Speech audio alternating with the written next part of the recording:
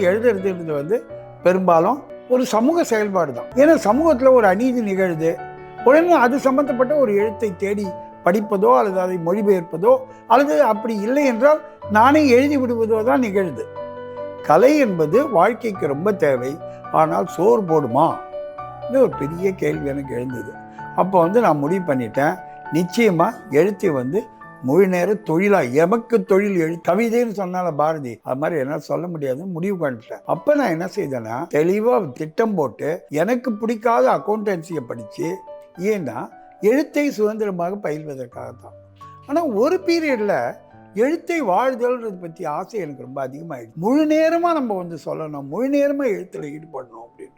இதே நேரத்தில் இதை நான் சொல்லும்போது, நான் வந்து ஒரு காலகட்டத்தில் எனக்கு ஒரு போதுமான அளவு வாழ்க்கைக்கு வேண்டியதை நம்ம இது பண்ணிட்டு வரும்போது, நான் வந்து என்னுடைய பேங்க்கில் வேலை செய்ததை நான் விட்டுட்டு வரேன்.